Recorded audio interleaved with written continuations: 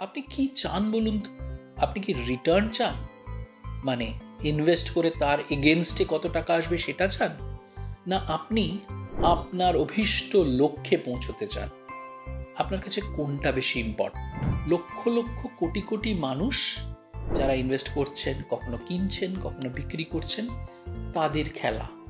কিন্তু আপনাকে তো আপনার লক্ষ্যে পৌঁছতেই হবে। সেটাই কিন্তু আপনার কাছে সবচেয়ে বড় রিটার্ন হওয়া উচিত। সো এইভাবে এই বিস্তীর্ণ মার্কেট আছে এবং তার প্রত্যেকটা অঙ্গ প্রত্যঙ্গ মানে প্রত্যেকটা ইনস্ট্রুমেন্ট এক একভাবে পারফর্ম করে। আপনার তাহলে কি লাগবে? যখন মার্কেট পড়ে বা কারেকশন হয়, যেটাকে আমরা ক্র্যাশ বলছি না, কারেক্ট করে মানে নিচে নামে, সেই সময় আমরা ভয় পেয়ে বেরিয়ে যাই। এটা কি ঠিক?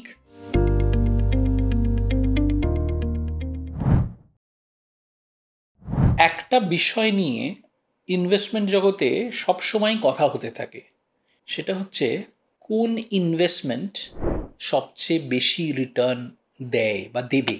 আমার এই ভিডিওতে আমি সেটাই বলবো, কিন্তু প্রথমেই বলে নিই যে কোন ইনভেস্টমেন্ট সবচেয়ে বেশি রিটার্ন দেবে। এই বিষয়টা নিয়ে আমি দেখি সোশ্যাল মিডিয়া হোক, নিউজ চ্যানেল হোক, খবরের কাগজ হোক, সব জায়গায় সারাক্ষণ একটা না একটা কথা চলছে। সে জেনারেল ইন্ডিভিজুয়াল পার্টিতেও দেখেছি, সাধারণ লোকের মধ্যে কথাতেও দেখেছি।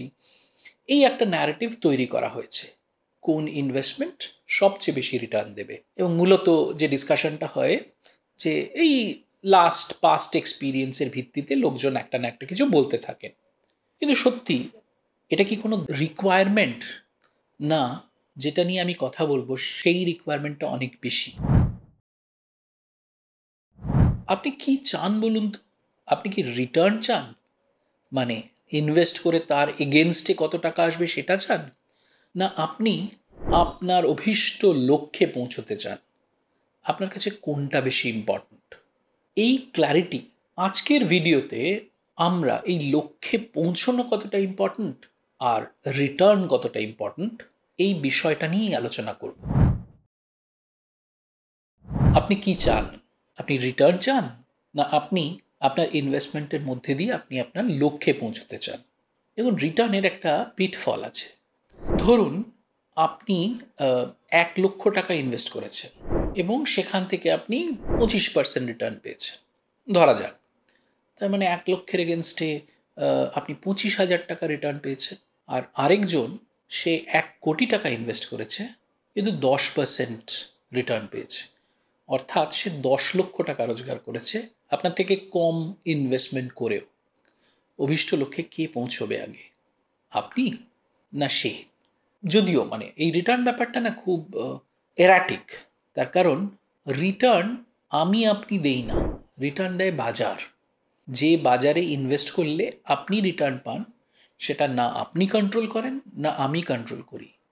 লক্ষ লক্ষ কোটি কোটি মানুষ যারা ইনভেস্ট করছেন, কখনো কিনছেন, কখনো বিক্রি করছেন, তাদের খেলা। কিন্তু আপনাকে তো আপনার লক্ষ্যে পৌঁছতেই হবে। সেটাই কিন্তু আপনার কাছে সবচেয়ে বড় রিটার্ন হওয়া উচিত। এবং লক্ষ্যে পৌঁছতে গেলে ফার্স্ট অফ অল আপনার না ক্ল্যারিটি দরকার, যে আমি কোথায় পৌঁছতে চাই, কবে পৌঁছতে চাই, এবং তাহলেই বেরিয়ে আসবে কিভাবে পৌঁছতে চাই। রিটার্ন শুধু একটা প্লে। রিটার্নটা দরকার, হাইজিন হিসেবেই দরকার, কিন্তু রিটার্নটাই সব কিছু নয়। তাই জন্য সবচেয়ে বড় রিটার্ন কি জানেন তো? নিজেকে জানা এবং নিজে কি চাই এবং কিভাবে ওই ক্ল্যারিটিটা নিজের কাছে নিয়ে আসা। এবার বলি কোন পথে আপনি রিটার্ন পাবেন বা সেই রিটার্ন দিয়ে আপনি আপনার লক্ষ্যে কিভাবে পৌঁছবেন। ফার্স্ট অফ অল যেটা নিয়ে প্রচুর তর্ক, ডিসকাশন সারাক্ষণ হয়ে চলেছে, সেটা হচ্ছে স্টক মার্কেট। মানে এইটাই যেন একমাত্র বাজার যেখানে জিনিসপত্র কেনা বেচা হয়। তা কিন্তু নয়। স্টক মার্কেটের বাইরেও আরও অনেকগুলো বাজার আছে। কীরকম? একটা ফিক্সড ইনকামের বাজার আছে, সেটা স্টক মার্কেটের থেকে কিন্তু সাইজে ভলিউমে বড়। একটা কারেন্সি মার্কেট আছে, আর একটা বিরাট বড় বাজার রয়েছে, সেই বাজারটা হচ্ছে কমোডিটি মার্কেট, মানে সোনা, রূপো, তেল, এই ধরনের একটা মার্কেট রয়েছে। আর অবভিয়াসলি যে মার্কেটটা না বললেই নয়, সেটা হচ্ছে রিয়েল এস্টেট মার্কেট। তাহলে এতগুলো বাজার আছে, এবং শুধু তাই নয়, বাজারের মধ্যেও মানে এক একটা বাজারের মধ্যেও কিন্তু অনেক রকমের রকম ফের আছে।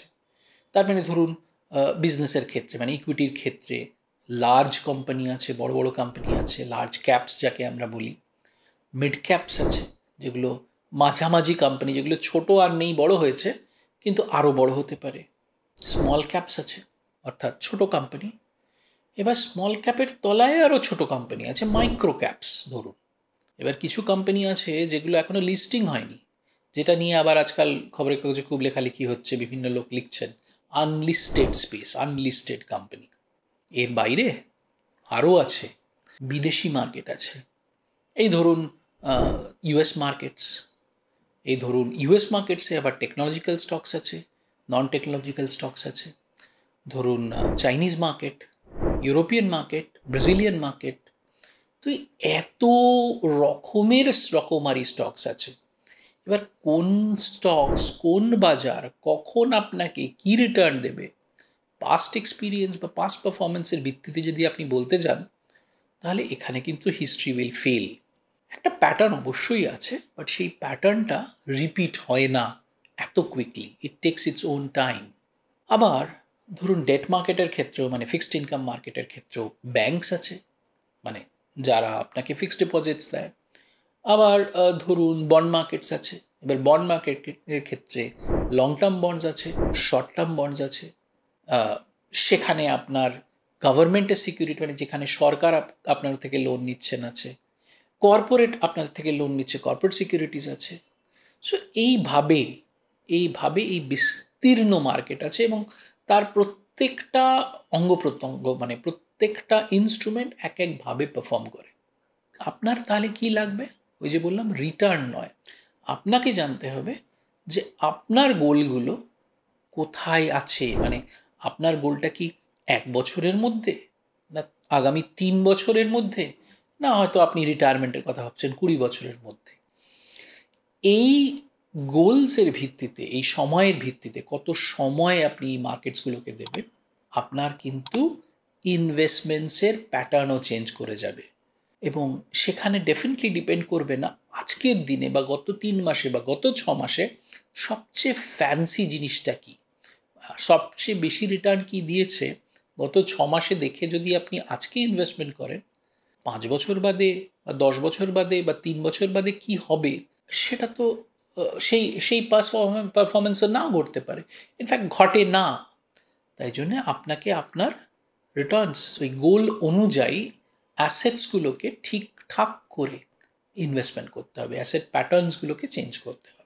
এখানে আরেকটা খুব ইন্টারেস্টিং মানে আমার মনে হয় ন্যাচারাল অ্যানালজি আমার দেওয়া উচিত, সেটা হচ্ছে যে আপনি নর্মাল আমি ফিজিক্যাল ওয়ার্ল্ডে দেখুন, আমরা যখন ডিজিটাল মানে ইনভেস্টমেন্ট ওয়ার্ল্ডে যাই, হঠাৎ করে মনে করি যে ফিজিক্যাল ওয়ার্ল্ডে মানে যে ওয়ার্ল্ডটায় আমরা থাকি, যে দুনিয়ায় আমরা চলাফেরা করি, আমরা ন্যাচারাল ওয়ার্ল্ড মানে ফিজিক্যাল ওয়ার্ল্ডের কথা ভুলে যাই। অথচ এই ফিজিক্যাল ওয়ার্ল্ডের অ্যানালজিগুলোই কিন্তু ফাইন্যান্সিয়াল ওয়ার্ল্ডে খাটে। যেমন যখন মার্কেটসে মানে ধরুন পুজোর আগে বা পুজোর বেশ কিছুটা আগে সেল হয়, আমরা আজকাল মোটামুটি প্যাটার্নটা জানি যে বছরে এই সময় অমুক দোকান সেল দেবে। আমরা কিন্তু ইনভেস্টমেন্টটা ধরে বসে থাকি, মানে আমরা কিন্তু সারা বছর ধরে কেনার চেষ্টা করি না, আমরা ওয়েট করি কখন আমি একটা জামার সঙ্গে একটা জামা ফ্রি পাবো, কিংবা 50% বা 25% ডিসকাউন্ট পাবো। So we buy when there is a discount. আর যখন পুজোর ঠিক আগে আগে অবভিয়াসলি আপনার কোনো দরকার না পড়লে আপনি কি খাতো জিনিসপত্র কিনে আনবেন না। কিন্তু সেম জিনিস যখন আমি বাজারের ক্ষেত্রে দেখি মানে মার্কেটসের ক্ষেত্রে দেখি বা আমরা দেখি মানুষজন, বিশেষ করে যারা নিউ ইনভেস্টার্স, তারা ওই বাজারে যান মানে ওই সময় কেনেন যখন কিনা মার্কেট উঠতে থাকে। অর্থাৎ ফিজিক্যাল ওয়ার্ল্ডে যেটা হয় মানে যেটা আমাদের নর্মাল ওয়ার্ল্ডে হয়, আমরা ঠিক তার উল্টো করি। এবং যখন মার্কেট পড়ে বা কারেকশন হয়, যেটাকে আমরা ক্র্যাশ বলছি না, কারেক্ট করে মানে নিচে নামে, সেই সময় আমরা ভয় পেয়ে বেরিয়ে যাই। এটা কি ঠিক? এটার মূল কারণ এই যে আমরা যখন পড়ে তখন কিনি না, আর যখন বাড়ে তখন কিনি, তার কারণ কিন্তু এই রিটার্ন চেজিং নিয়ে একটা ন্যারেটিভ তৈরি হওয়া। সারাক্ষণ লোকে কথা বলতে থাকে কি বাড়ছে, আরে কি বাড়ছে দিয়ে আমি কেন কিনবো? আমার তো দরকার হচ্ছে আমার কোনটা দরকার সেটা নিয়ে, আমি কোথায় পৌঁছতে চাই সেই জায়গাটা। একবার যখন ডিসিশন নিলাম যে অমুক জিনিসে ইনভেস্ট করবো, তার মানে কি আমি অমুক জিনিসে ইনভেস্ট করেই যাব? মানে ওটাই কি একমাত্র পথ? আগে না, পথ কখনো এক হয় না। আপনার পথ আমার পথ তো আলাদা হতেই পারে। ওই যে বললাম প্রত্যেকের জীবনের গোলসগুলো আলাদা, এবং আহ, সময়ের সাথে সাথে রিভিউ খুব ইম্পর্ট্যান্ট। রিভিউ না করেন যদি, তাহলে আপনি ঠিক সময় প্রফিট করতে পারবেন না এবং ঠিক সময় এন্ট্রিও নিতে পারবেন না। তার কারণ ওই যে একটা বায়াস, মানে আমাদের মধ্যে একটা জিনিস চলতে থাকে, এবং সেই চলাটার কারণ কিন্তু আমাদের ভেতরের ব্যাপার নয়। তার কারণ এই যে চারিদিকে একটা ন্যারেটিভ, একটা নয়েজ তৈরি হয়, এবং ভুলটা সেখান থেকেই হয়। আপনাদের একটা খুব সুন্দর মেথডের কথা বলি। এই মেথডটা একজন ভদ্রলোক বলে গেছেন, করে গেছেন। তার নাম mister Graham, Benjamin Graham. Benjamin Graham বহু পুরনো মানুষ, এবং ওয়ারেন বাফের নাম আপনারা সবাই শুনেছেন, ওয়ারেন বাফের গুরু। তো উনি একটা খুব সুন্দর মডেল বহুদিন আগে বলে গেছিলেন। সেটা ধরুন যে আমরা ডিসাইড করলাম আমরা 50-50 মডেল করবো, মানে একটা পয়েন্টে আমি কোনো একটা লম্বা গোলে পৌঁছতে চাই, তো আমি 50% টাকা ইকুইটিতে রাখবো, মানে বিজনেসগুলোতে রাখবো, আর 50% টাকা ডেটে রাখবো। দেখুন কীরকমভাবে আনবায়াসড ডিসিশন নেওয়া যায়।